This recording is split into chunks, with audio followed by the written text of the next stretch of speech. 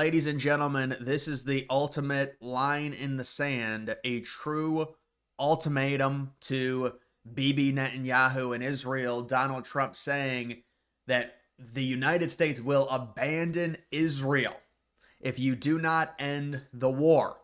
Over the past week, Netanyahu's really escalated. He said there will be more military involvement in Gaza, with Donald Trump not meeting with Israel on the Gulf swing that he took, the three major Arab countries, the UAE, Qatar, and Saudi Arabia, not visiting Israel. You want to know something else that just came out? J.D. Vance not visiting Israel, saying it doesn't make sense right now. The administration is giving Israel the cold shoulder. It has been certainly a tight-knit relationship between the United States and Israel, and there was an immediate thought with Donald Trump coming into office with his first foreign meeting happening with Netanyahu and him saying that the Gaza Strip, and he was saying it was going to be annexed for the United States and foreign economic zone, and now you've got it turning to where Trump is really threatening Israel, saying we're going to cut your aid off if you do not end this war. You need to allow aid and food and supplies to be let into Gaza. And Israel says, all right, we'll let the bare minimum be let in. Let me zoom this in. The details of this, according to this is the Washington Post report. The threat comes amid intensified pressure in recent days as Israel mobilizes additional reserves and escalates bombing campaigns in Gaza. Netanyahu on Sunday announced Israel's intention to deploy a massive force to take control of all of the Gaza Strip, while simultaneously restarting minimal aid deliveries. And that's what Trump demanded, there to be aid delivered to Palestine and to Gaza. And they said, well, we'll do it, but only the bare minimum amount. And so Netanyahu is on the move. He is trying to fully take over the Gaza Strip, and Trump saying you need to end the war ASAP. Now, whether, like, let's say Netanyahu takes over the Gaza Strip, and I mean, they basically already have, let's be honest, they've bombed the hell out of it. It's completely destroyed. It's in ruins at this point. I mean, you look at the shots of it, it's just crazy. The destruction of the Gaza Strip. The question is, how does it get rebuilt? And everyone, the other bigger question is what happens to the Palestinians? Because you want to do a two-state solution, there's going to be fighting.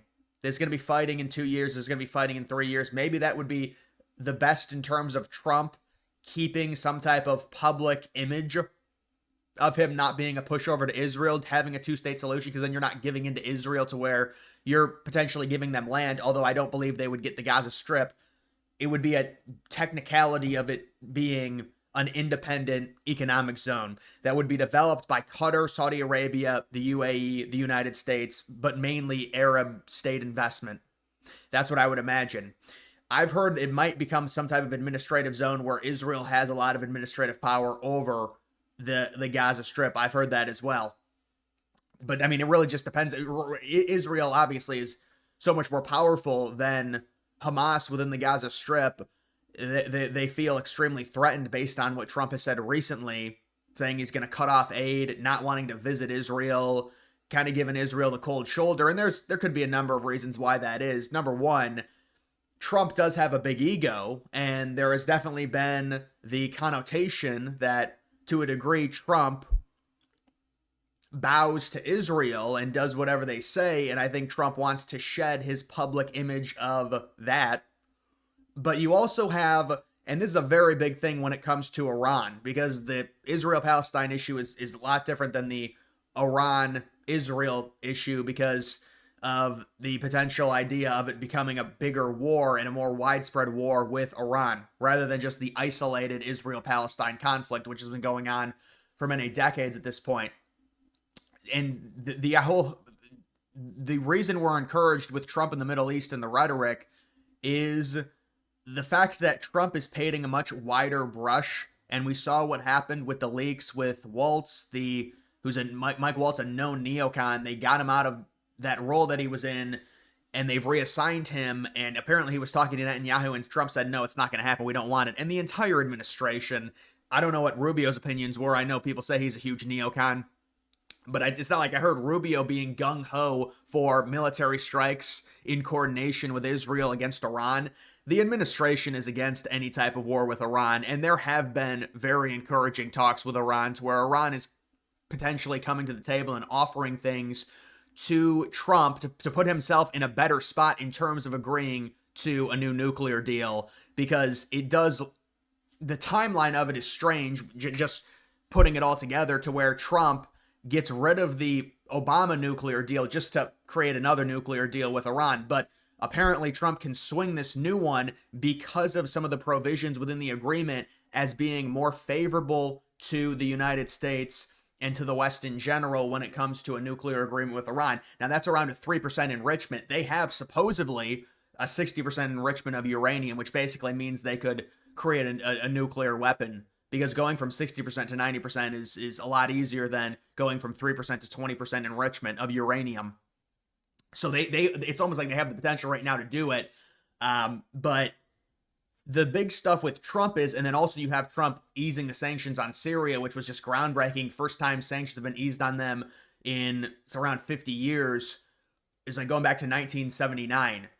And so that was you could say that's appeasement to a lot of those Arab countries that just invested heavily into the United States, to where Trump was bragging about $10 trillion. We know how those investments work. They're like tentative agreements. They're not legally binding, so we don't know how much money we're going to be getting in terms of those, but there will be money for sure. I mean, Trump did a huge Arab swing in 2017 when he came in then, and he's gotten more money now. But certainly there are things that Trump is doing that is signaling that, I mean, you have to, as the leader of MAGA, which Trump is, the whole idea is it's the anti-neocon, you're shedding that entire thing. You can't beckon in another, whether it's a proxy war, whether there's U.S. troop involvement, war at the behest of Israel within the Middle East. Trump knows it cannot happen. It just can't.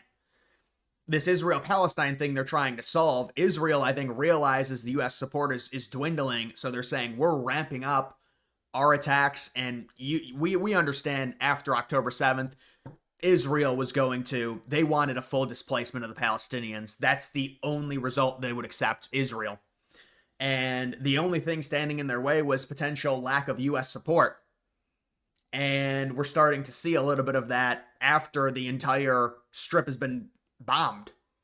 So we'll see what happens in terms of Israel-Palestine. But I do I mean, whether or not they get displaced, nobody wants to take the Palestinians. People say, well, the two most viable options, number one would be Egypt, number two would be Jordan. Outside of that, maybe a place surrounding Israel or not Israel, Egypt, some desert. I mean, I don't exactly know. It's not a good situation. And, you know, if you are Trump, I would like to hear what his opinion is, because the last time we really heard what Trump had said about the Gaza situation and the displacement was that, yeah, they need to be displaced. It makes the most logical sense. There's too much fighting. If you have a two-state solution, he didn't say that exactly, but if you have a two-state solution, there's going to be a war in 2 or 3 years. And I've said maybe in terms of a PR, that might be the best decision for Trump. Because if you displace them, it is going to be seen as appeasement to Israel. But, I mean, I'm not sure what you can really do at this point outside of threatening to abandon them. And again, this does make Trump look better for sure in terms of being tougher on Israel and the meetings. Trump saying he's not doing a meeting with Israel. Vance saying he's not doing a meeting with Israel. Hegseth, it came out a week ago, not doing a meeting with Israel. There's a very clear message they're trying to send within the public, and it was leaked by multiple sources last week that Trump was not even talking to Netanyahu, which confused some people because Trump came out in a Fox interview about 2 days ago, 3 days ago, might have been right when he got back from the Arab swing. He was either talking to Brett Baer, or maybe it was Hannity. He said, no, me and Netanyahu are good. Well, that's just a public front. So there might be things happening behind the scenes, but also you have to understand there's things get leaked. There's going to be PR that Trump probably wants leaked and out there. But the point of here is, Trump is looking to, in a way, separate from Israel, at least when it comes to the Iran stuff. And we know that for a fact because there's been leaks that have come out. And Netanyahu and Israel, and now the whole thing's come out about, oh, they're going to use Netanyahu as the fall guy because he's so unliked with, well, what do you mean he's the fall guy? He's the prime minister. He's their leader. Well, yeah, he'd be their fall guy. But now there's this cope to where it's like all these people that are obsessed with Trump being in bed with Israel. They're like, well, they're just going to use Netanyahu as the fall guy. Well, when you're the leader of a country, you tend to get blamed for things if things don't go well. And Netanyahu is already disliked by many Israelis. But either way, that's just the situation there.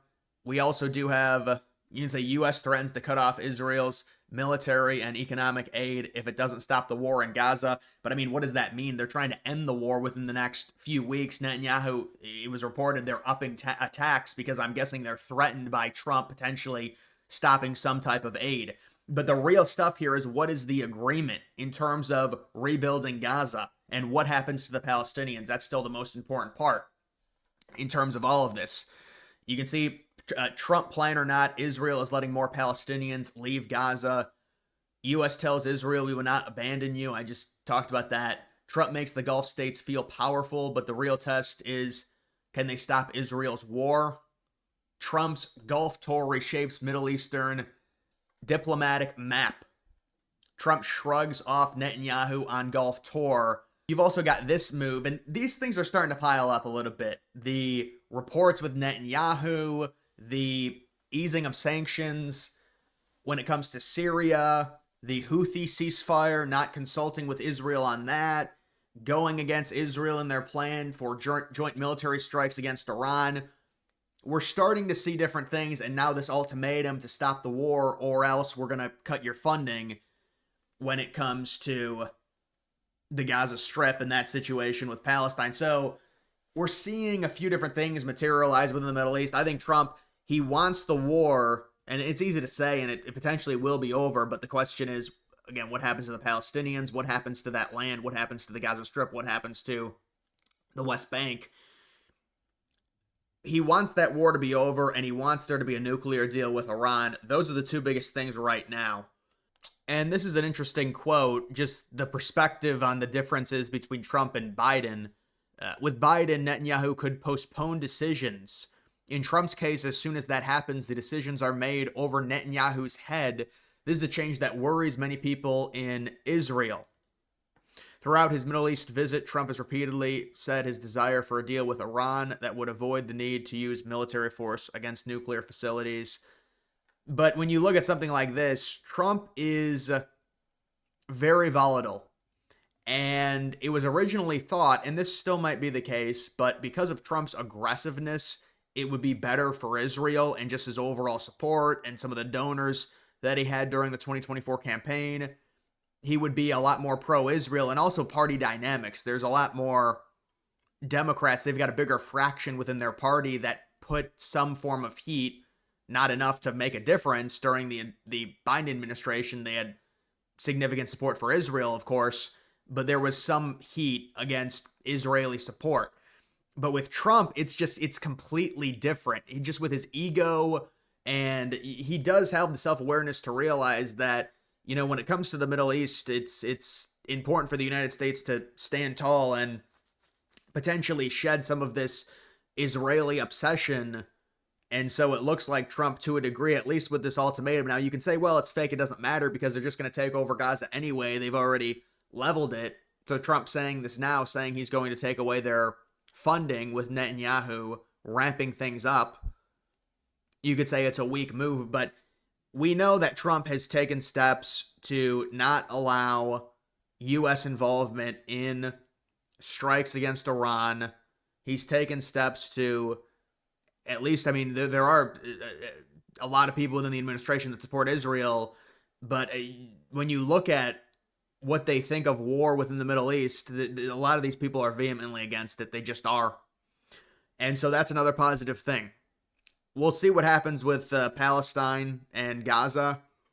The other thing with Trump is he does do the kind of every other day thing to where you can't really overreact to things that he says, because one day he thinks one thing, the next day he does a 180 on it. It's like telling the public, you know, whether or not the stuff is true about him and Netanyahu not talking. Some people say it doesn't even matter because the Israelis don't like Netanyahu, but the point is, The next day he says, no, me and Netanyahu are fine. It's not a big deal.